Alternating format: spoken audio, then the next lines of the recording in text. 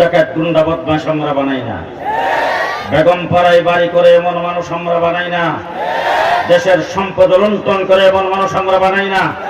দেশের সম্পদ আত্মসাৎ করে এমন মানুষ আমরা বানাই না। আত্মসাৎকারী লোক আমরা তৈরি করি না। কোন মানুষ যদি আমাদের বাংলাদেশের জেলখানায় যায়, পুলিশের কাছে অ্যারেস্ট হয়, জেলখানায় শেখ হাসিনার মেহমানখানায় ছিলাম 2 বছর, রিমান্ডে ছিলাম 1.5 মাস 3 দিন। জেলখানায় যে একটা জিনিস আমি বুঝতে পেরেছি, যদি পুলিশের হাতে গ্রেপ্তার হয়ে যদি কোনো ব্যক্তি 3 চিল্লা লাগায়, চিল্লা আপনারা বুঝেন না, 3 চিল্লা যদি লাগায়, 3 চিল্লা লাগায় সে ডাকাত থেকে বের হয়। ডাকাত যদি জেলখানায় যে 3 চিল্লা লাগায় আসে, ডাকাইতের সর্দার হয়ে বের হয়। ডাকাইতের সর্দার জেলখানায় যে 3 চিল্লা লাগায় আসলে সন্ত্রাসের গডফাদার হয়ে বের হয়।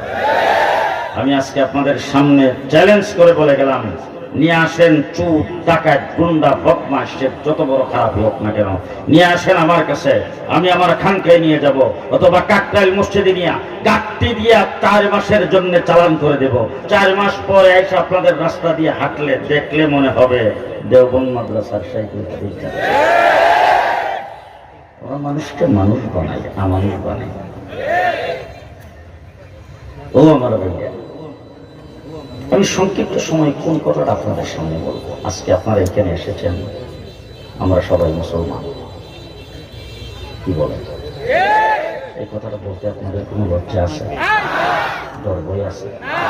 জি, আমাদের দেশটা যদি কোনো কারণে আফগানিস্তানের মতো হয়, কোনো কারণে যদি দেশটা ইরাকের মতো হয়, কোনো কারণে যদি দেশটা ফিলিস্তিনের মতো হয়, খুব অস্বাভাবিক না? ভালো করে মনে রাখেন, আমাদের 3 দিকে কারা আছে?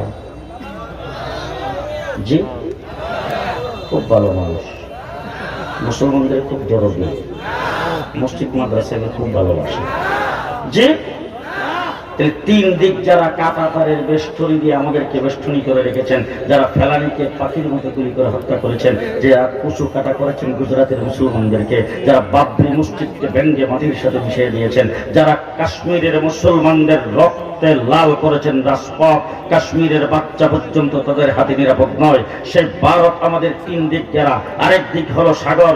খুব বেশি আশ্বস্ত হওয়ার কারণ নাই, নির্ভয়ে থাকার কারণ নাই। আল্লাহ না করুক দেশটা যদি পরাধীন হয়ে যায়, দেশ যদি কেউ দখল করতে আসে, ইসলাম থেকে মানুষকে যদি ফিরাইতে আসে, এই দেশের মুসলমানদেরকে যদি কেউ পরাধীন করতে আসে, আর যদি বুক টান করে দাঁড়াইতে হয়, বুক টান করে দাঁড়াইতে বলতে পারবেন আমরা সবাই মুসলমান।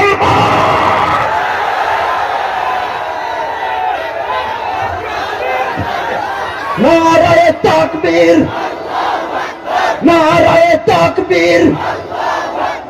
ইসলামের শত্রুরা, ইসলামের শত্রুরা, মুসলমান বুক টান করে দাঁড়ায় বলতে হবে কেল্লা কাটায় দেব, ইসলাম দেব না।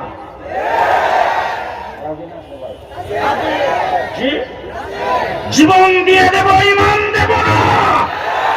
রাজি আছেন? রাজি আছেন? জীবন দিয়ে দিব, ইমান দেব না। গত 15 বছর পর্যন্ত কোন একজন মসজিদের ইমামের মেহরাব নিরাপদ ছিল না, কোন একটা মসজিদের খতিবের মেম্বর নিরাপদ ছিল না। গত 15 বছর পর্যন্ত ওয়াজ মাহফিল ইসলামী সম্মেলনের স্টেজ নিরাপদ ছিল না। বাংলাদেশের কোন মানুষের বাক স্বাধীনতা ছিল না। বাংলাদেশের কোন মানুষ তার অধিকারের কথা বলতে পারে নাই।